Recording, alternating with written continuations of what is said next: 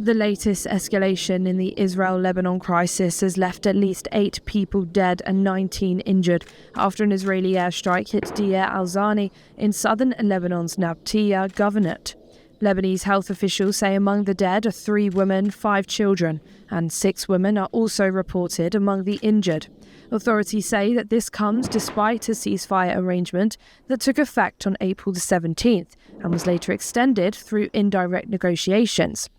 Meanwhile, Lebanon says Israeli strikes since March have killed more than 3,400 people nationwide, underscoring how fragile the truce remains as cross-border violence continues to intensify. Diplomatic efforts are also unfolding alongside the fighting. US Senator Marco Rubio has reportedly held discussions with Lebanese President Joseph Aoun and Israeli Prime Minister Benjamin Netanyahu. The calls are understood to focus on preventing further escalation and exploring political channels to stabilize the broader situation. Washington has been pushing for renewed restraint as both sides continue to exchange fire. However, on the ground, the violence still shows little sign of easing. The discussion comes at a critical moment as regional actors warn the conflict risks expanding beyond the current border zone.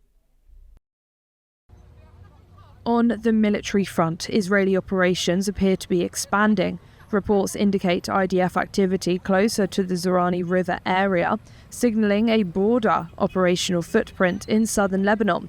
Israeli Prime Minister Benjamin Netanyahu has also defended recent actions, including comments linked to expanded operations and strategic positions, such as the capture of Beaufort Castle, a site with long-standing military significance in the region. Capture of Beaufort Castle, the developments point to an evolving battlefield posture, even as ceasefire agreements formally remain in place. International reactions have been swift and increasingly critical. Several governments and humanitarian organizations are urging both sides to exercise restraint and avoid civilian casualties. Concerns are growing over the rising death toll in southern Lebanon and the risk of broader regional destabilization.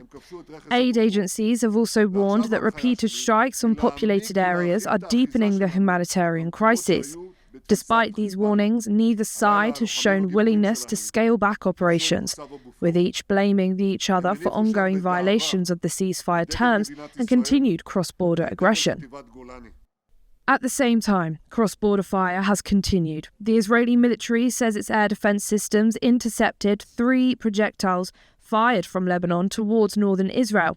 The IDF confirmed that the incoming fire was detected and neutralized before impact, with no immediate reports of injuries or damage. The exchange highlights the persistent volatility along the frontier, where rocket and drone activity remains frequent. As both sides maintain high alert, the situation continues to raise fears that a localized confrontation could spiral into a wider regional conflict. Bureau Report, NewsX World.